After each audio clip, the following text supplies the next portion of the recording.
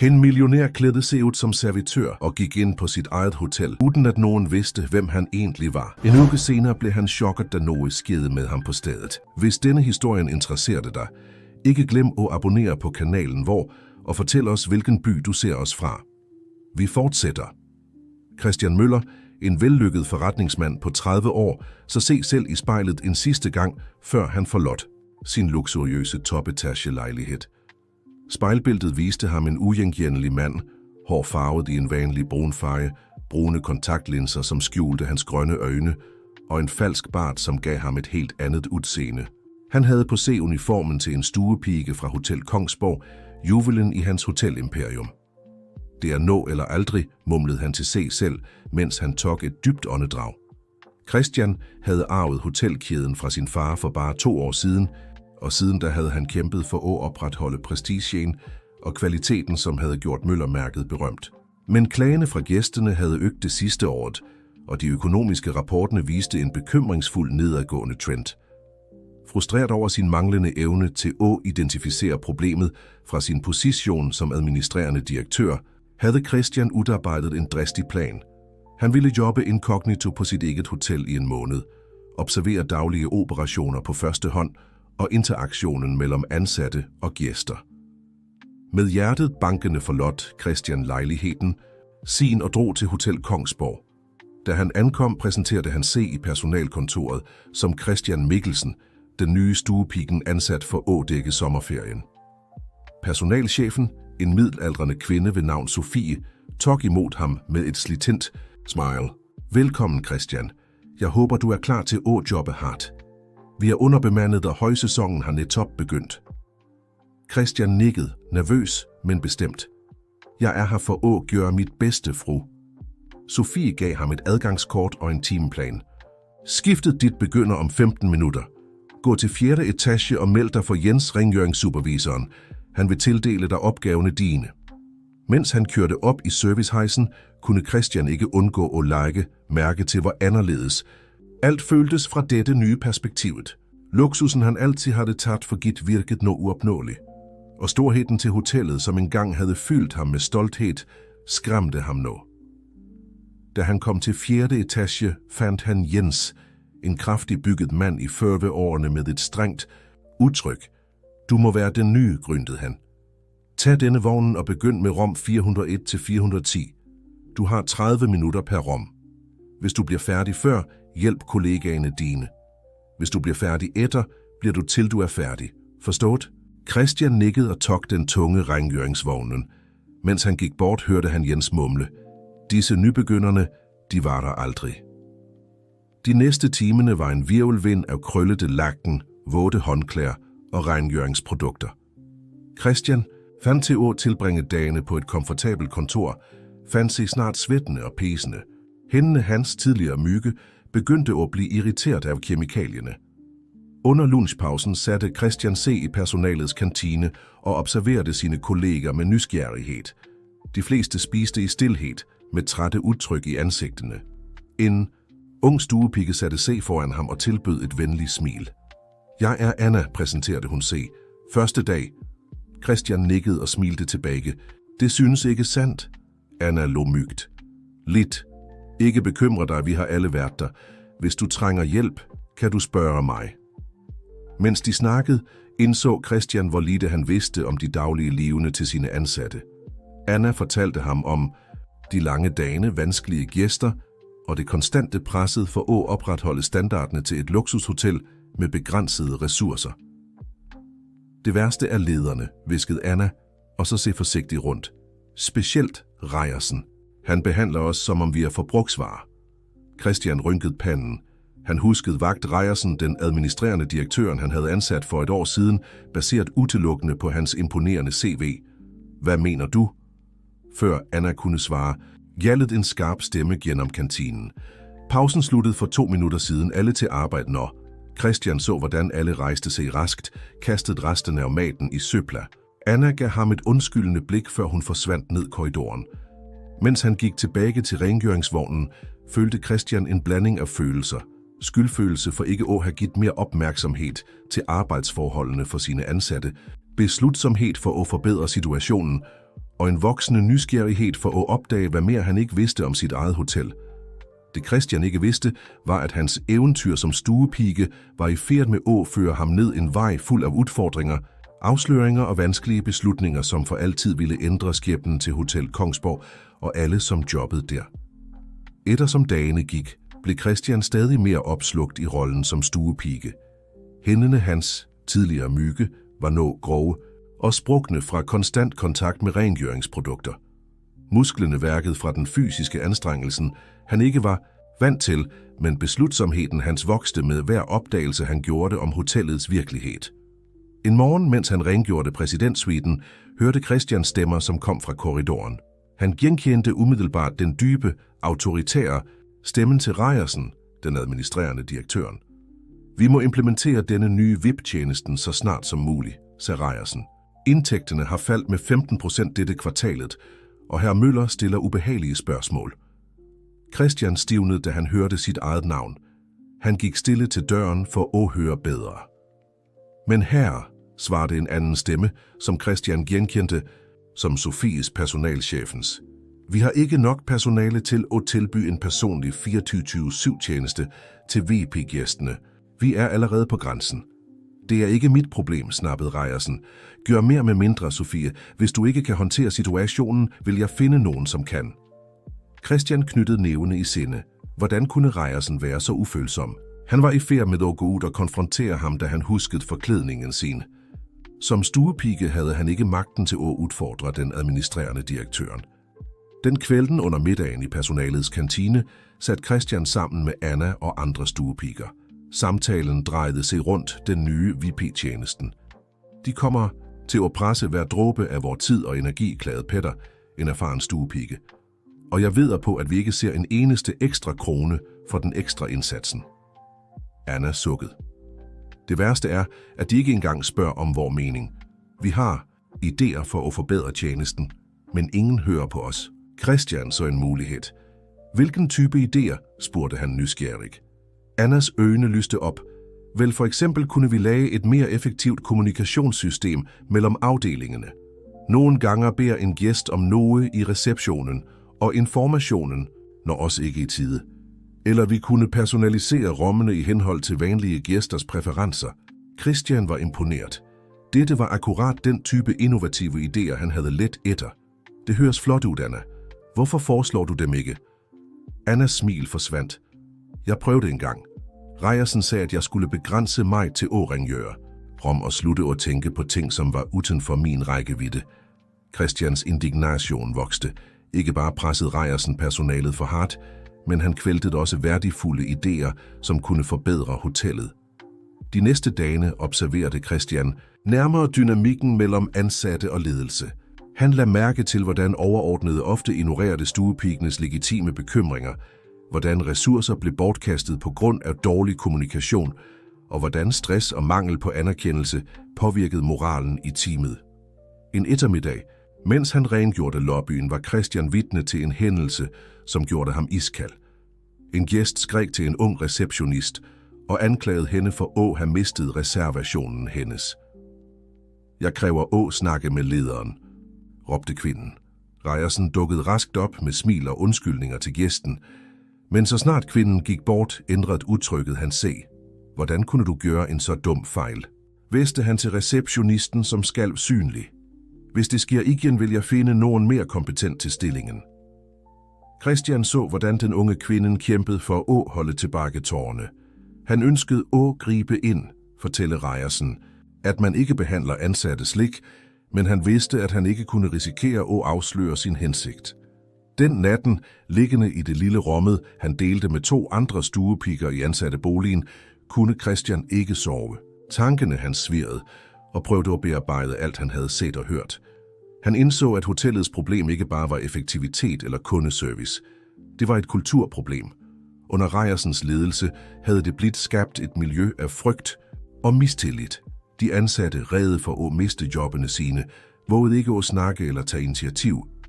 Christian vidste, at han måtte gøre noget, men han forstod også, at en reel ændring ville kræve mere end bare at sparke Reiersen. Han måtte totalt forandre måden, hotellet blev drevet på. Mens søvnen endelig tog ham, begyndte Christian at forme en plan. Det ville ikke være let, og han ville sikkert møde modstand, men han var bestemt på at gøre Hotel Kongsborg ikke bare til et luksuriøst sted for gæster, men også et sted, hvor ansatte følte sig værdsat og respekteret. Det Christian ikke vidste, var, at hans største udfordring lå foran ham, og at før han kunne implementere sine planer om ændring, måtte han møde situationer, som ville teste ikke bare hans beslutsomhed, men også hans egen identitet. Solen havde knapt begyndt at dukke op over horisonten, da Christian, fortsat søvnig, drog til hotellet for morgenskiftet. Han havde tilbragt endnu en nat med at kaste og vende sig i sengen, tankene fulde af idéer og bekymringer om, hvordan han kunne forbedre forholdene på Hotel Kongsborg. Mens han skjøv rengøringsvognen sin gennem korridoren i 5. etage, hørte han opstyr fra en af suitene. Han nærmede sig forsigtigt og så Jens, rengøringssupervisoren, diskutere heftigt med en gæst. Dette er uacceptabelt, råbte manden, en middelaldrende bedriftsleder med en pletfri dress. Jeg har betalt en formue for denne suiten, og den er fuld af støv. Kalder der dette et 5-stjerners hotel? Jens, synlig nervøs, prøvede at ro ned gæsten. Herre, jeg forsikrer dig om, at vi umiddelbart vil sende nogen for at løse problemet. Jeg vil ikke have undskyldninger, brølte manden. Jeg vil snakke med lederen akkurat nu. I det øjeblikket tog Christian en impulsiv beslutning. Han gik bort og sagde med rolig stemme, undskyld herre, jeg er den nye stuepigen tildelt denne etagen. Hvis du tillader det, vil jeg personligt tage mig af å-rengjøre suiten din grundig. Gæsten så på ham med foragt. Og hvad får dig til at tro, at du vil gøre en bedre job end de inkompetente, som rengjorde det før? Christian, som beholdt fatningen, svarede, herre, jeg forstår frustrationen din. Jeg lover, at jeg vil bruge al nødvendig tid for at forsikre mig om, at suiten bliver pletfri. Hvis du efter min rengøring ikke er fornøjet, kan du snakke direkte med lederen. Manden så til at vurdere det et øjeblik. Greit, sagde han til slut. Du har en time. Hvis jeg ikke bliver fornøjet, vil jeg få hele rengøringspersonalet sparket. Jens kastede et advarende blik til Christian, før han raskt forsvandt. Christian gik ind i suiten, bevidst på, at han havde mye mere at tabe end bare at rengøre et rum. I løbet af den næste time jobbede Christian som aldrig før. Han rengjorde hver krok, tørkede af hver overflade og var opmærksom på de mindste detaljer. Han brugte teknikker, han havde lært ved at observere sine mere erfarne kolleger, og lagde til personlige elementer, som han vidste ville imponere en krævende gæst. Da bedriftslederen kom tilbage, holdt Christian pusten, mens manden grundigt indspiser det. Suiten. Til slut snudede gæsten se mod ham med et overrasket udtryk. Jeg må indrømme, at jeg er imponeret, sagde han. Ikke bare er det pletfrit, men du har reorganiseret arbejdspapirerne mine på en vældig effektiv måde. Hvordan vidste du, og gjorde det? Christian, som huskede rollen sin, svarede ydmygt. Min far var administrerende assistent her. Han lærte mig et par tricks om organisering. Gæsten nikkede med anerkendelse. Godt jobbet. Jeg vil snakke med ledelsen for at rose arbejdet dit. Så snart manden forlod rummet, tillod Christian sig at puste lettet ud. Han havde undgået en krise, men han vidste, at dette bare var begyndelsen. Christian forlod suiten med en blanding af lettelse og bekymring. Han havde undgået en umiddelbar krise, men han vidste, at dette bare var toppen af isfjeldet. Hotellets strukturelle problemer var fortsat der og troede med at eksplodere når som helst. Mens han skjøv rengøringsvognen mod næste rum, kom han ansigt til ansigt med Reiersen, den administrerende direktøren. Manden så på ham med et ulæseligt udtryk. Du er den nye, ikke sandt? Spurgte Reiersen med en tone, som fik Christian til at anspænde sig. Gæsten fra 507 ringte netop receptionen for at rose arbejdet dit. Han siger, du er den bedste stuepigen, han har set på mange år. Christian nikkede nervøst, bevidst på, at han balancerede på en svært tynd line. Jeg gjorde bare jobben min, herre. Reiersen smalnede øjnene. Bare jobben din. Hør her, gut. Jeg ved ikke, hvilket spil du spiller, men jeg advarer dig. På dette hotellet er ingen undværlig. Hvis du tror, du kan ligge helt og omgå kommandokiden, tager du fejl. Christians hjerte hamrede hardt, mistænkte Reiersen noget. Jeg forstår ikke, herre. Jeg ville bare hjælpe, svarede han, og opretholdt sin facade af uskyld. Hjælpe, hånte Reiersen. Vel, her har du en mulighed til at virkelig hjælpe. Gæsten i 6 og 10 har klaget hele ugen. Ingenting tilfredsstiller hende. Gå dit og løs problemet. Hvis du klarer det, vil jeg kanskje revurdere din position her. Med det gik Reiersen bort og efterlod Christian med en følelse af uro. Han vidste, at Rom 610 var berygtet blandt personalet for at huse en specielt vanskelig gæst. Da han kom til rummet, bankede Christian forsigtigt på døren. En skarp, irriteret stemme svarede indenfra. På tide, jeg har ventet hele morgenen. Døren blev revet op og afslørte en kvinde på rundt 50 år, klædt i designerklæder og dækket af smykker. Udtrykket hendes var af ren afsky. Vel, bjeffede hun. Skal du bare stå der eller gøre noget nyttigt? Christian trak pusten dybt og gik ind i rummet. I løbet af de næste 2 timer mødte han en endeløs strøm af klager og krav. Putten var for myg, klimaanlægget for kaldt, minibaren havde ikke hendes favoritmærke af mineralvand. For hver klage svarede Christian med tålmodighed og professionalitet og fandt kreative løsninger på problemer, som virkede uløselige. Han byttede putter, justerede temperaturen og løb til og med til en nærliggende butik for at skaffe det specifikke vandmærket gæsten krævede. Til slut, da det virkede som om han havde imødekommet alle mulige krav, så kvinden på ham med et mindre fjendtligt udtryk. Vel, i det mindste ved du, hvordan du skal gøre jobben din, sagde hun, i det som virkede at være det nærmeste hun kunne komme en kompliment. Udslidt, men tilfreds, var Christian i færd med at gå, da kvinden lagde til. En ting til. Jeg trænger, at du tager denne kjolen til renseri og henter den tilbage om en time. Det er for et arrangement i kvæld, og jeg kan ikke vente. Christian så på klokken. Det var umuligt at tage kjolen til renseri og hente den tilbage på så kort tid. Men han vidste også, at at nægte kunne ødelægge al fremgangen, han havde opnået. I det øjeblikket fik han en idé. Frue, hvis du tillader det, kan jeg tage mig af kjolen din her på hotellet. Vi har en ekspres-strykketjeneste, som kan gøre den pletfri på mindre end en time. Kvinden så skeptisk på ham. Hvis du ødelægger kjolen min, vil jeg få dig sparket, advarede hun. Jeg forstår risikoen, frue. Stol på mig, svarede Christian med en selvsikkerhed, han ikke vidste, at han havde. I løbet af den næste timen jobbede Christian frenetisk.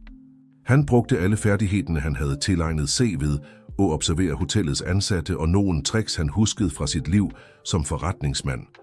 Han strøk, dampede og gav de sidste finpudsende til kjolen med en præcision, som overraskede til og med ham selv. Da han præsenterede kjolen for gæsten, undersøgte hun den med et kritisk øje.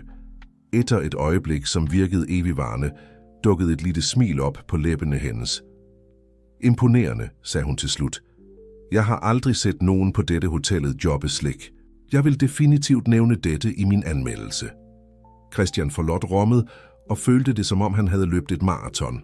Han havde bestået testen, men den emotionelle kostnaden havde været høj. For første gang siden han begyndte sit hemmelige eventyr, lurte han på, om han virkelig havde det, som trængs for at ændre tingene indenfra. Mens han gik ned over korridoren, så han Reiersen observere ham på afstand. Udtrykket til direktøren var en blanding af overraskelse og noget Christian ikke kunne identificere. Mistanke, respekt eller noget mere ondskabsfuldt. Christian vidste, at han havde tiltrukket sig opmærksomhed, på godt eller vondt. Nu måtte han bestemme sit næste træk nøje. Spillet blev farligere, og indsatsen blev stadig højere. De næste dage var en virvelvind af aktivitet for Christian. Hans succes med vanskelige gæster havde ikke gått ubemærket hen, og snart blev han tildelt de mest komplicerede opgaverne og de mest krævende kunderne. På den ene side gav dette ham muligheden til at observere hotellets drift og svage punkter i tjenesten på nært hold. På den andre side gjorde den øgte ansvarsmængden det vanskeligere at opretholde forklædningen.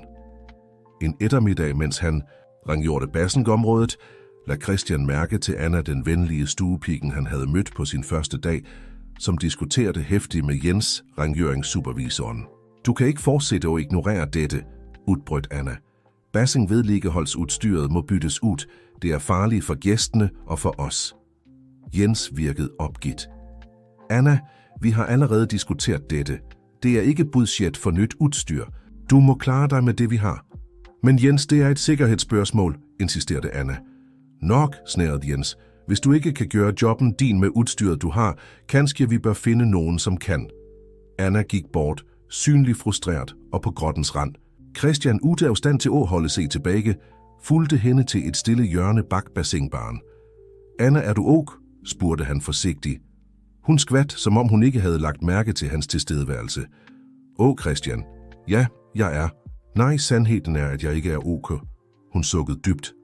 Det er bare det, at jeg elsker denne jobben, jeg elsker at tage vare på gæstene, men hver dag bliver det vanskeligere at gøre det bra med ressourcerne, vi har. Christian nikkede forståelsesfuldt. Så jeg forstår dig. Jeg har lagt mærke til mange ting, som kunne forbedres, siden jeg kom. Anna så på ham med nysgerrighed. Ved du, for at være ny, virker du som om du forstår mye om, hvordan et hotel fungerer. For et øjeblik frygtede Christian, at han havde sagt for mye. Men så han en mulighed. Vel, jeg har jobbet på flere hoteller før, og jeg har altid været interesseret i at forstå, hvordan ting fungerer, ikke bare gøre jobben min. Det er flot, sagde Anna med en gnist af entusiasme i øjnene. Skulle ønske flere personer her, tænkte Slik. Jeg har så mange idéer for at forbedre ting, men ingen vil høre. Fortæl mig om nogen af disse idéer, foreslog Christian, genuint interesseret. I løbet af den næste timen, mens de lot som om de rengjorte Bassengområdet, delte Anna med Christian en række innovative forslag. Fra et mere effektivt kommunikationssystem mellem afdelinger til programmer for krydsoplæring, slik at ansatte kunne forstå kollegaernes arbejde bedre. Christian var imponeret. Anna havde ikke bare strålende idéer, men også en dyb forståelse af hotellets drift og et ægte engagement for serviceydelse. Anna, disse idéer er utrolige, sagde Christian til slut. Hvorfor har du ikke foreslået dem formelt? Annas smil forsvandt. Jeg prøvede engang. Jeg forberedte en præsentation og alt, men Reiersen sagde, at jeg skulle begrænse mig til at gøre jobben min, og slutte at drømme om ting, som var uden for min rækkevidde. Christians indignation voksede. Ikke bare sløste de bort Annas talent, men de knuste også hendes ånd og initiativ. Du bør ikke give op, sagde Christian bestemt. Idéene dine kunne gøre en stor forskel på hotellet. Anna så på ham med en blanding af håb og skepsis. Tror du det? Nogle gange tænker jeg, at jeg burde søge job et andet sted, da de værdsætter sine ansatte mere. Nej, sagde Christian raskt og overraskede sig selv med styrken i svaret. Dette hotellet trænger personer som dig, Anna. Personer, som bryr sig, som ønsker at forbedre ting. Anna stirrede på ham et øjeblik, som om hun prøvede at løse en gåte. Det er noget anderledes med dig, Christian. Du er ikke som de andre nye stuepigerne, jeg har mødt. Christian følte et stik af panik. Havde han været for åbenbar? Men før han kunne svare, fortsatte Anna. Det er forfriskende, ved du. Og have nogen, som virkelig lytter, som forstår. De fleste her vil bare gøre jobben sin og dra. Christian slappede lidt af. Vel, jeg tror, vi alle kan gøre en forskel, uanset hvilken stilling vi har. Anna smilte, et ægte smil, som lyste op ansigtet hendes. Ved du kanskje, vi må være mere kreative i, hvordan vi præsenterer idéerne vore. Hvis ledelsen ikke vil lytte, kanskje vi kan implementere nogle små ændringer på egen hånd. Christian hævede et øjebryn, interesseret. Hvad har du i tankerne? Vel, sagde Anna, og sænkede stemmen. Jeg har tænkt på en måde at forbedre kommunikationen mellem rengøringspersonalet og vedligeholdspersonalet. Hvis vi kunne koordinere timeplaner og opgaver bedre, kunne vi være mye mere effektive. Christian nikkede, og tankene hans jobbede allerede med mulighederne. Det høres flot ud. Hvordan kan vi begynde? Mens Anna forklarede planen sin, indså Christian, at han havde fundet noget mere end en allieret. Han havde fundet nogen, som delte hans vision om, hvad Hotel Kongsborg kunne være. Det Christian ikke vidste, var, at denne uventede alliancen var i færd med at sætte ham på kollisionskurs med Reiersen og hotellets ledelse. Ændringerne han og Anna var i færd med at igangsætte. Selvom de var små i begyndelsen, ville være gnisten, som tændte en mye større transformation, end nogen af dem kunne forestille sig. Og mens solen gik ned over bassinet til Hotel Kongsborg, følte Christian for første gang siden han begyndte sit hemmelige opdrag, et virkelig håb om, at han kunne opnå ændringen, han havde kommet for at søge. De næste uger var en virvelvind af aktivitet for Christian og Anna. De jobbede i hemmelighed og begyndte at implementere små ændringer i sine daglige rutiner. De lagde et system med kodede notater for at kommunicere mellem de forskellige skiftende, forbedrede organiseringen af rengøringsvognene for at øge effektiviteten og udviklede til og med en metode for at prioritere vedligeholdsforspørgsler. I begyndelsen var ændringene subtile. Andre ansatte lagde knapt mærke til dem, men lidt begyndte effekterne at blive synlige. Klagene fra gæstene aftog, Rommene blev rengjort raskere, og den generelle stemningen blandt rengøringspersonalet blev mærkbart bedre. Men ikke alt var rosenrødt. Christian lagde mærke til, at Reiersen observerede ham stadig oftere med et blik, som blandede mistænksomhed og frustration. Det var som om den administrerende direktøren kunne føle, at noget var i færd med at ændre sig, men ikke kunne identificere nøjagtigt hvad eller hvem som stod bak. En morgen, mens Christian rengjorde lobbyen, overhørte han en samtale mellem Reiersen og Sofie, personalchefen. Noget sker med rengøringspersonalet, sagde Reiersen, stemmen hans ladet med irritation. De er for effektive, organiserede. Jeg liker det ikke. Sofie virkede forvirret. Men her er ikke det en god ting, klagene har aftaget, og gæstene virker mere fornøjede. Det handler ikke bare om det, udbrød Reiersen. Det handler om kontrol. Hvis de begynder at tro, at de kan ændre ting på egen hånd, hvad følger? Kræve lønsøgninger, bedre forhold. Nej, vi må kutte dette ved roten. Christian følte et frysninger ned over ryggen. Han vidste, at de gik på tynd is, men han havde ikke forventet en så negativ reaktion på forbedringerne. Den eftermiddagen under pausen delte Christian det, han havde hørt med Anna. Den unge stuepigen blæknet. Tror du, de mistænker os? Spurgte hun, stemmen hendes knapt en hvisking. Christian ristede på hovedet. Jeg tror ikke, de ved, at det er specifikt os, men Reiersen ved, at noget ændrer sig, og han liker det ikke. Anna bet se i læben, tankefuld. Kanskje vi burde stoppe. Hvis de opdager os, kan vi miste jobbene vore. Christian følte et stik af skyld. Anna vidste ikke, at han var hotellets ejer, og at jobben hans ikke virkelig var i fare. Men for hende og for alle andre ansatte var truslen svært reel. Nej, sagde han til slut, med en beslutsomhed, som overraskede til og med ham selv. Vi kan ikke stoppe nu. Det vi gør forbedrer ting for alle. Vi må fortsætte. Anna så på ham med en blanding af beundring og bekymring. Men hvordan? Hvis Reiersen leder efter syndebukker, er det bare et spørgsmål om tid, før han opdager os. Christian tænkte et øjeblik. Kanskje det er på tide at være dristigere. Hvis flere personer bliver involveret, vil det være vanskeligere for Reiersen at pege på nogen specifik. Hvad har du i tankene? Spurgte Anna interesseret. En græsrotbevægelse, svarede Christian og følte, hvordan ideen tog form i tankene hans. Vi skal dele idéerne vore med flere ansatte. Ikke alle på en gang, men gradvis. Vi begynder med dem, vi stoler mest på. Anna nikkede langsomt. Et smil formede C på læberne hendes. Det kan fungere. Og hvis flere personer ser fordelene, vil det være vanskeligere for ledelsen at ignorere os. I løbet af de næste ukene jobbede Christian og Anna utrætteligt for at udvide netværket sit. De delte idéerne sine med Petter, den erfarne stuepigen, med Lise, en skarpsindig receptionist, og til og med Jens, rengøringssupervisoren, som til deres overraskelse viste sig at være modtagelig, når han så de positive resultaterne. Bevægelsen voksede stille som en underjordisk elv. De ansatte begyndte at kommunicere bedre mellem afdelingerne og dele ressourcer og kundskab. Effektiviteten øgte endnu mere, og atmosfæren på hotellet blev mere samarbejdsvillig og positiv. Men stormen Christian havde forudset brød til slut ud en fredags eftermiddag. Reiersen indkaldte til et hastemøde med hele personalet. Den administrerende direktøren gik frem og tilbage foran de forsamlede ansatte, ansigtet hans en maske af knapt behersket raseri. Det har blivet gjort uautoriserede ændringer i hotellets procedurer, begyndte hans stemmen kald som is. Dette er uacceptabelt. Enhver, som bliver taget i at ændre etablerede protokoller, vil blive umiddelbart afskediget. En anspændt stilhed faldt over rummet. Christian kunne føle frygten, som strømmede fra kollegaerne hans. Han var i færd med at snakke og tage på C-ansvaret, da Anna tog et skridt fremover. Herr Reiersen, sagde hun. Stemmen skælvede lidt, men var fast. Ændringene, som har blivet gjort, har forbedret tjenesten vor. Gæstene er mere fornøjde, og vi kan gøre jobben vor mere effektivt. Reiersen snudde sig mod hende, øjnene hans skinte farlig. Indrømmer du, at du står bak dette, Anna? Før Anna kunne svare, greb Petter, den erfarne stuepigen, ind. Det er ikke bare Anna her, vi har alle bidraget til disse ændringene.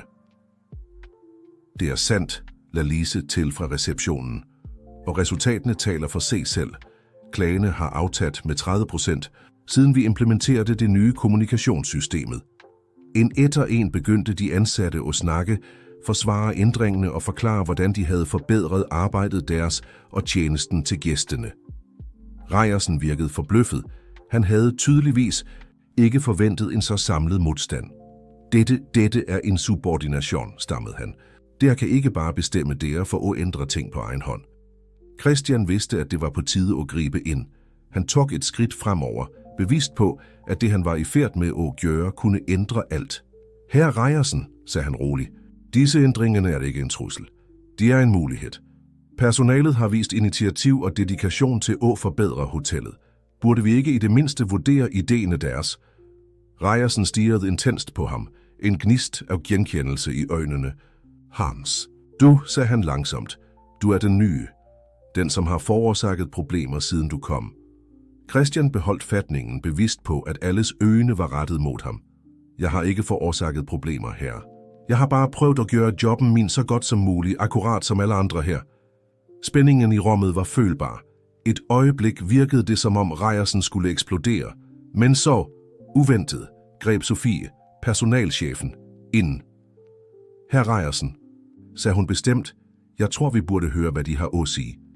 Tallene lyver ikke. Hvis disse ændringerne forbedrer tjenesten, hvor burde vi ikke i det mindste vurdere dem. Reiersen så se rundt og indså, at han var i færd med at miste kontrollen over situationen. Med et frustreret gryn sagde han, greit, der har en uge på at præsentere mig en detaljeret rapport om alle ændringerne, der har gjort og resultatene. Efter det vil jeg bestemme, hvad som bliver og hvad som går. Og hvis jeg opdager, at nogen har holdt tilbage information eller handlet bag ryggen min, vil det blive konsekvenser. Forstået? Et mumling af samtykke spredte sig gennem rummet. Mens de ansatte begyndte at sprede sig, udvekslede Christian et blik med Anna. De havde vundet en liten sejr, men de vidste, at den virkelige kampen knapt havde begyndt. Det Christian ikke vidste var, at denne konfrontation havde plantet et frø og mistanke i Reiersens sind. Den administrerende direktøren var fast bestemt på at finde ud, hvem denne nye stuepigen virkelig var, som virkede at vide for mye og have for mye indflydelse. Stormen, som nærmede sig, var større end Christian kunne forestille sig, og snart ville han befinde sig i orkanens øje, kæmpende ikke bare for hotellets fremtid, men også for at holde sin sande identitet skjult. Dagene efter mødet var et frenetisk aktivitetsniveau. Christian, Anna og resten af teamet jobbede udrætteligt for at dokumentere alle ændringerne, de havde implementeret, og de positive resultaterne. Vågne nætter, ophetede diskussioner og en generel følelse af angst dominerede atmosfæren på hotellet. I mellemtiden lagde Christian mærke til, at Reiersen observerede ham stadig nærmere. Han kunne føle den administrerende direktørens øjne følge ham ned over korridorerne, granske hver handling. Presset var næsten uudholdelig, og Christian vidste, at det bare var et spørgsmål om tid, før forklædningen hans blev afsløret. En eftermiddag, mens Christian rengjorde hotellets bar, overhørte han en samtale, som fik blodet hans til at fryse. Jeg siger det til dig, Sofie. Det er noget mærkeligt med den nye stuepigen, sagde Reiersen med lav, men intens stemme. Jeg har undersøgt, og det er ingen registreringer af ham på nogen af hotellene, han siger, han har jobbet på før. Sofie virkede skeptisk. Er du sikker, Reiersen? Kanskje han brugte et andet navn, eller? Nej, afbrød Reiersen. Det er noget mere. Måden han snakker på, hvordan han forstår virksomheden. Han er ikke en enkelt stuepige, og jeg kommer til at finde ud, hvem han virkelig er. Christian følte panik gribe tak i ham. Tankene hans jobbet på højgear prøvede at finde en udvej. Han vidste, at han ikke kunne opretholde skuespillet mye længere, men han kunne heller ikke afsløre sin identitet endnu. Ikke når de var så nær at opnå en reel ændring på hotellet. Den kvelden kunne Christian knapt sove. Han lå og vred se i den lille sengen i ansatteboligen, bevidst på, at beslutningene hans de næste dagene kunne afgøre ikke bare hans fremtid, men også fremtiden til alle ansatte, som havde stolt på ham. Næste morgen, mens han forberedte sig til skiftet, tog han en beslutning. Han trængte at stole på nogen, og den personen måtte være Anna. Hun havde været hans allierede fra begyndelsen og fortjente at vide sandheden. Han fandt Anna i forsyningslageret i færd med at organisere håndklæder. Anna, sagde han lavt, jeg trænger at snakke med dig. Privat. Noget i tonen hans må have alarmeret hende, for hun nikkede uden at stille spørgsmål og fulgte ham til et afsides hjørne i hotellets kælder. Anna, det er noget, jeg må fortælle dig, begyndte Christian. Hjertet hans bankede hardt. Jeg er ikke den, du tror, jeg er. Anna så på ham med en blanding af forvirring og bekymring. Hvad snakker du om, Christian? Med et dybt åndedrag afslørte Christian hele sandheden. Han fortalte hende om sin sande identitet som hotellets ejer, planen om at jobbe inkognito og grundene til at gøre det.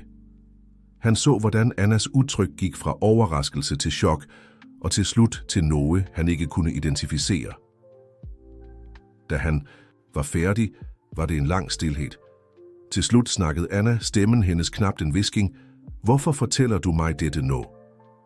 Fordi Reiersen mistænker noget, svarede Christian, og fordi jeg trænger din hjælp. Vi har kommet for langt til at give op nu. Anna stirrede på ham i det, som virkede som en evighed. Så til Christians overraskelse formede et lille smil se på læbene hendes. Ved du, en del af mig vidste altid, at det var noget anderledes med dig. Men dette er galskab. Jeg ved, sagde Christian og følte sig lettet over, at Anna ikke virkede sint. Vil du hjælpe mig? Anna nikkede langsomt.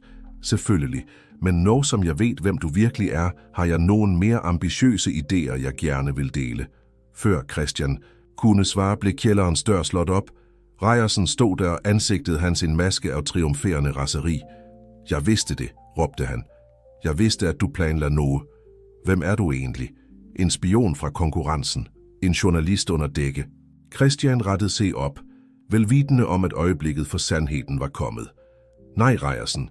Jeg er Christian Møller, ejeren af dette hotellet. Stilheden, som fulgte, var øredøvende. Reiersen virkede, som om han var blidt truffet af et lyn. Munden åbnede og lukkede sig uden at lage lyd. Anna, til trods for at have blidt informeret øjeblik tidligere, virkede like chokket over at høre afsløringen højt. Dette er umuligt, stammede Reiersen til slut. Hvorfor skulle hotellets ejer jobbe som stuepike? For at se på første hånd, hvad som virkelig sker her, svarede Christian, stemmen hans fast. For at forstå, hvorfor et hotel, som engang var, byens stolthed mistede sin glans. Og det, jeg har set Reiersen, har skuffet mig dybt. Reiersen virkede at genvinde noget af fatningen. Herr Møller, hvis du har klager angående min ledelse, kunne vi have diskuteret det på kontoret mit. Det var ingen grund til dette bedraget. Virkelig, replicerede Christian, stemmen ladet med sarkasme. Som forrige gang, jeg prøvede at diskutere hotellets problemer med dig, og du forsikrede mig om, at alt var under kontrol. Nej, Reiersen, jeg trængte at se sandheden selv. I det øjeblikket dukkede Sofie op i døren, tiltrukket af opstyret. Hvad foregår her? Spurgte hun, og så forvirret på scenen foran hende. Det, som foregår, sagde Christian, henvendt ikke bare til Sofie, men også til Reiersen og Anna, er, at det er på tide med en reel ændring på Hotel Kongsborg, og den ændringen begynder nu. Atmosfæren i kælderen var ladet med spænding og forventning. Christian vidste, at det, som skete i de næste minutterne, ville afgøre fremtiden til hotellet og alle, som jobbede der.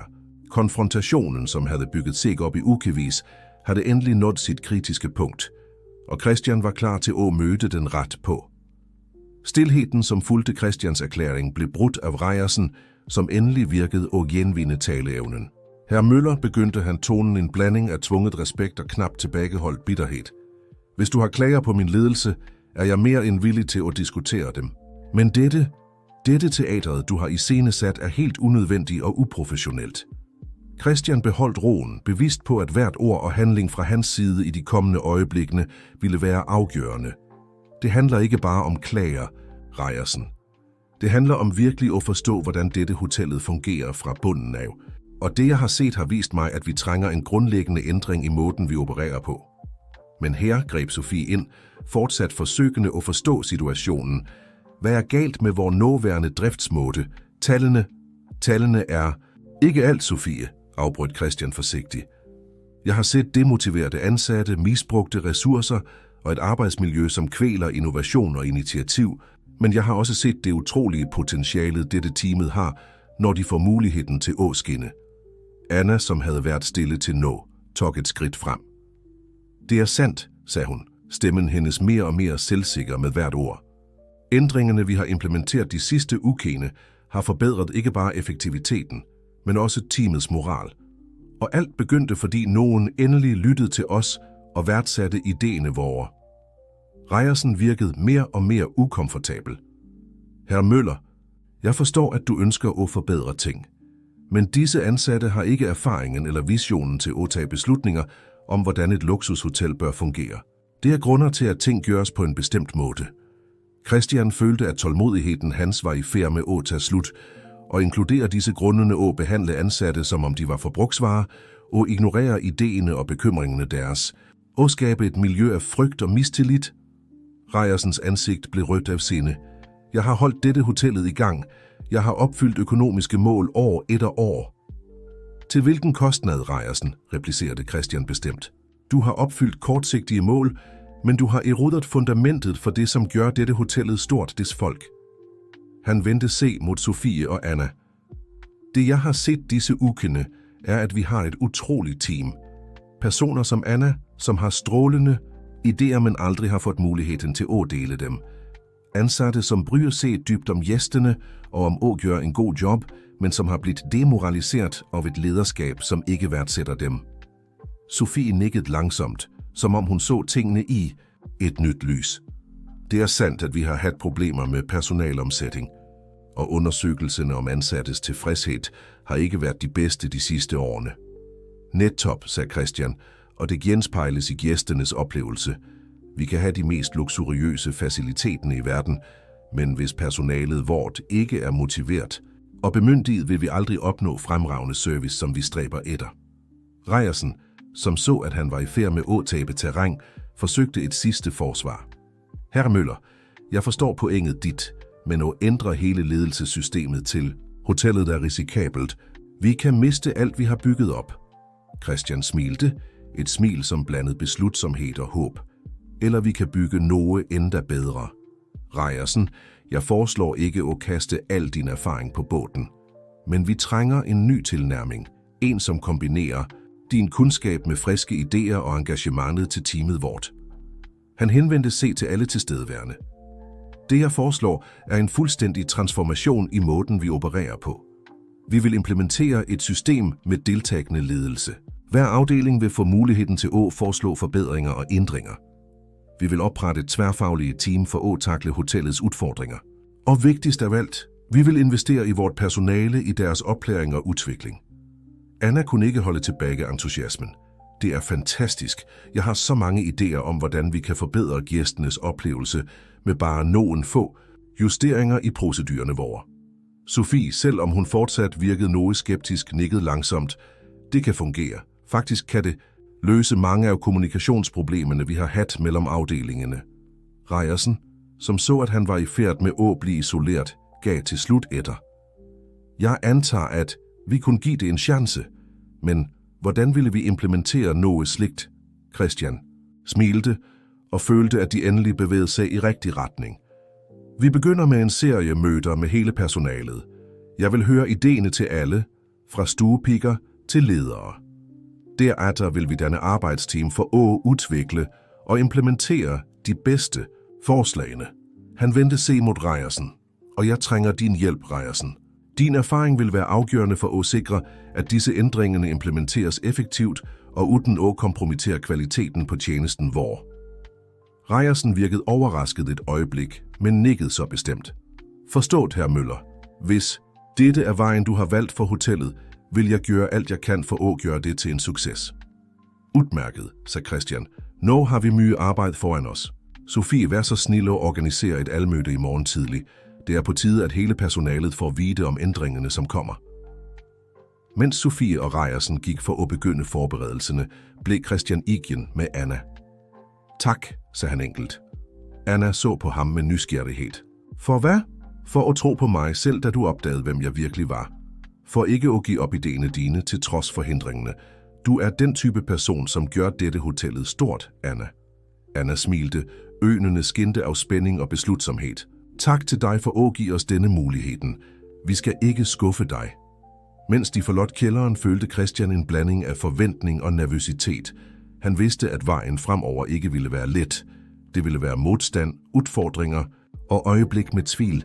Men når han så på Anna, så håbede og entusiasmen i ansigtet hendes, vidste han, at han havde taget den rigtige beslutningen.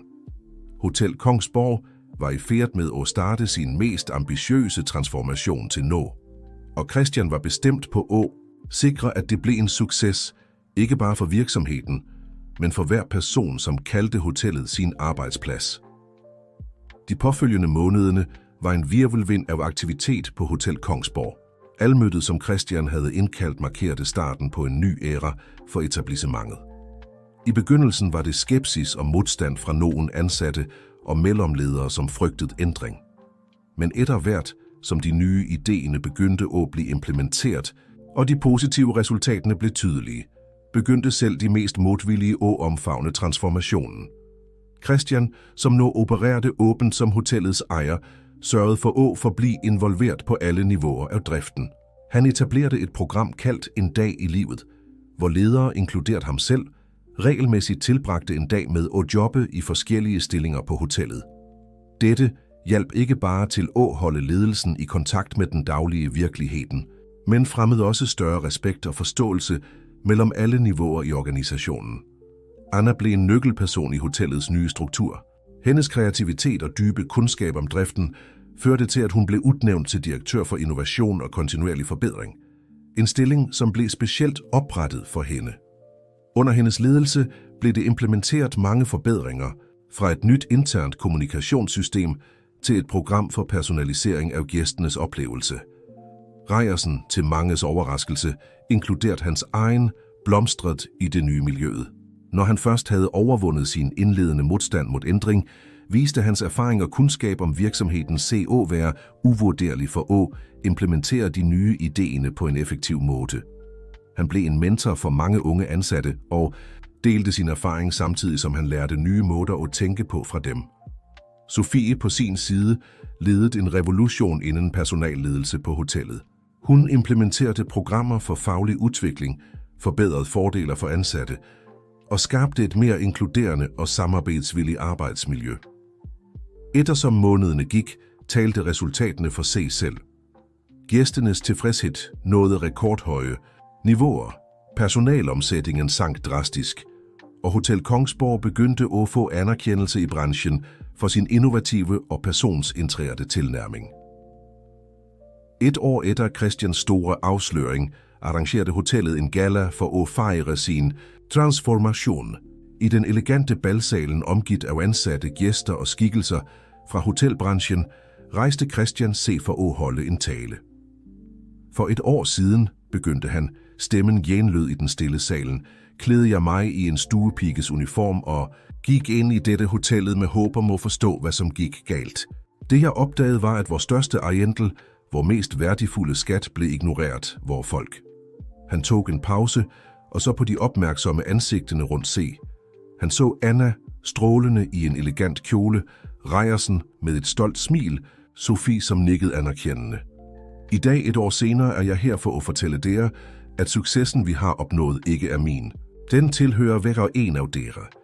Hver stuepige, som foreslog en forbedring i romrengøringen, hver receptionist, som foreslog en mere effektiv måde at håndtere indtjekking på, hver kok, som innoverede i menuen hvor. Denne successen tilhører dere alle. Applausen brød ud i salen, og Christian ventede til den råd se, før han fortsatte.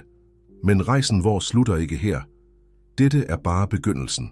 Hotel Kongsborg var altid kendt for sin luksus, men nu vil vi blive kendt for noget mere, for hver et sted, der hver ansat bliver værdsat, der hver idé bliver hørt, og der fremragende service ikke bare er et mål, men en livsstil.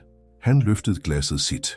For fremtiden til Hotel Kongsborg, for der er hjertet og sjælen i dette stedet, og for alle gæsterne, som hedrer os med sit nærvær, som lader os gøre det, vi elsker hver dag. Skålen blev mødt med stående applaus. Mens Christian gik ned fra scenen, blev han umiddelbart omringet af ansatte og gæster, som ønskede at gratulere ham og dele sine egne historier om, hvordan ændringen havde påvirket livene deres. Midt i virvaret fandt Christian sig ansigt til ansigt med Anna. Hun så på ham med en blanding af beundring og hengivenhed. Ved du, sagde hun med et smil, da jeg opdagede, hvem du virkelig var, havde jeg aldrig forestillet mig, at vi skulle komme så langt. Christian lå mygt. Det havde ikke jeg heller. Men du lærte mig noget vigtigt, Anna. Du lærte Mike at se potentialet i hver person, i hver idé. Du var gnisten, som tændte alt dette. Anna rødmede lidt. Vel, du var den, som havde modet til at gøre ændringen og risikere alt for en vision. Og det var hvert minut, svarte Christian, mens han så se rundt i salen fuld af glade og stolte ansigter. Mens festen fortsatte rundt ham, tillod Christian se et øjeblik med refleksion. Vejen havde ikke været let. Det havde været øjeblik med tvivl, udfordringer, som virkede uoverkommelige, og dage, hvor han lurte på, om han havde taget den rigtige beslutningen. Men når han så ser rundt, så glæden og stoltheden i ansigtene til sine ansatte, tilfredsheden i øjnene til gæstene, vidste han uden tvivl, at han havde gjort det rette. Hotel Kongsborg var ikke bare en virksomhed. Det var et fællesskab, en familie, og sammen havde de skabt noget virkelig specielt.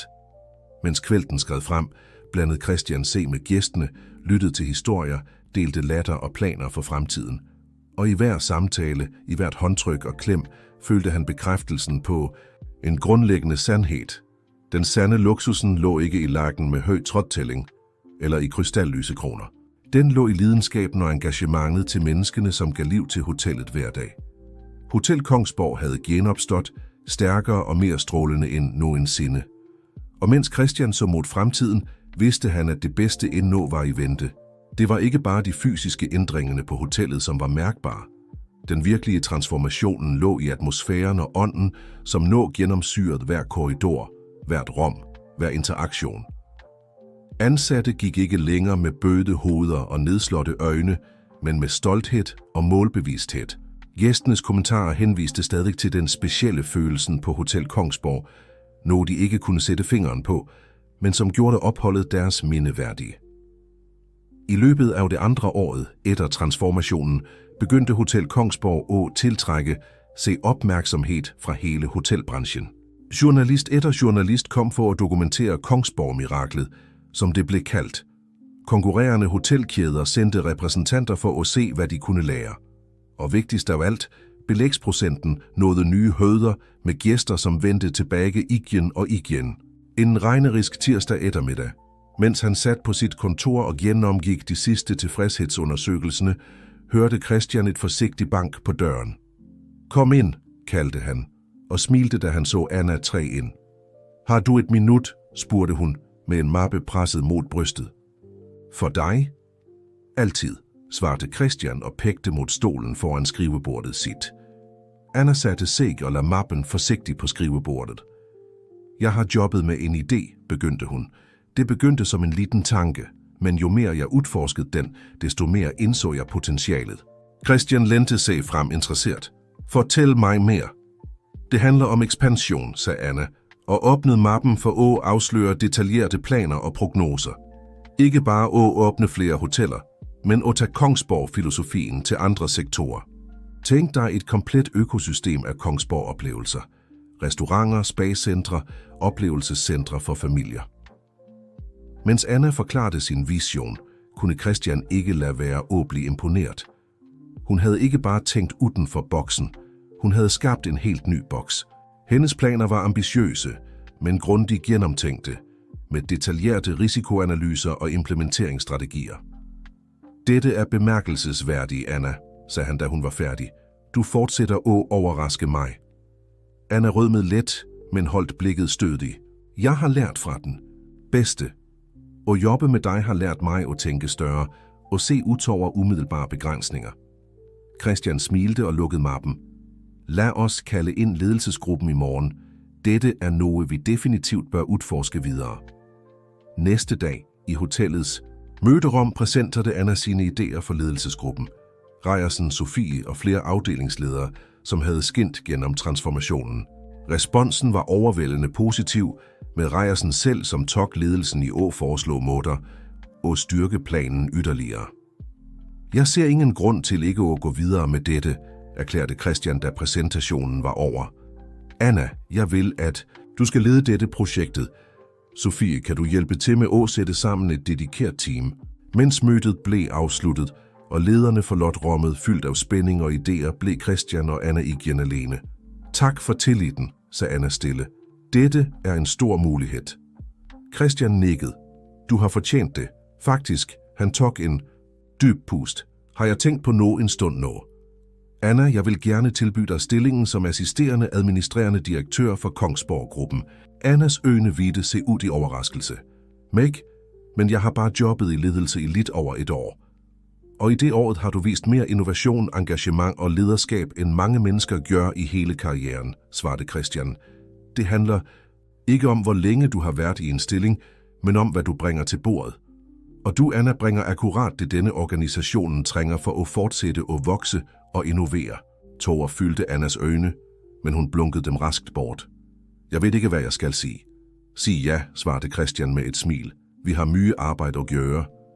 I de påfølgende månederne blev Annas planer om ekspansion til virkelighed. Det første Kongsborg Spa åbnede i nabobyen, fuldt af Kongsborg Restaurant i hjertet af hovedstaden. Hvert nyt foretag var gennemsyret af den samme filosofien, som havde transformeret hotellet. Respekt for ansatte, lidenskab for service og en konstant stræben efter innovative løsninger. Omtrent et år efter, at ekspansionen begyndte, stod Christian og Anna på balkongen til den nyeste tilføjelsen til Kongsborg-familien. Et luksuriøst strandhotel på kysten. De så ud over det glitrende havet, begge stille i sine egne tanker. Kunne du nogensinde have forestillet dig dette, spurgte Anna til slut. Da du klædte dig ud som stuepige, havde du nogen anelse om, hvor det ville føre? Christian ristede på hovedet. Ikke i det hele taget. Jeg håbede bare at fikse nogle problemer, kanskje inspirere lidt ændring. Jeg havde aldrig drømt om, at det ville føre til alt dette. Han gestikulerede mod den blomstrende virksomheden under dem. Det er utroligt at tænke på, hvor mye en enkelt beslutning kan ændre, reflekterede Anna. Din beslutning om at se hotellet fra bunden op har ikke bare ændret hotellet. Det har ændret livene til hundredvis af mennesker. Christian smilte varmt, og det er bare begyndelsen.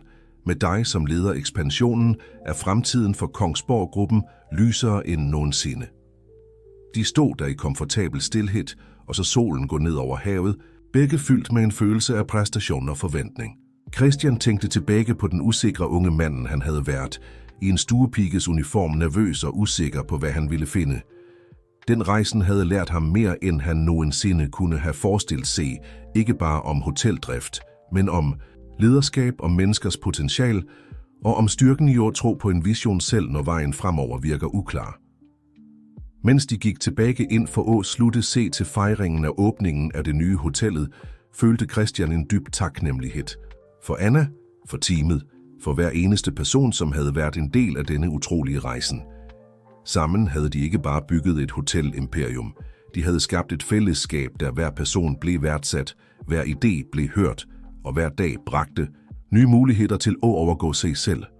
Og mens han så Anna interagere med de nye ansatte og dele sit engagement og sin vision, vidste Christian, at arven efter Kongsborg-gruppen var i gode hænder. Det var ikke hans længere. Det tilhørte dem alle. Et levende, pustende testament til, hvad som kan opnås, når man værdsætter hjertene og sindene til de, som gør visionerne til virkelighed. I kvæld, som så mange andre kvælder siden den skæbnesvangre dagen han bestemte, sag for at se sit hotel gennem en stuepiges øjne, følte Christian en dyb fred og en jublende glæde. For fremtiden var lys, mulighederne uendelige, og rejsen fortsat i sin begyndelse.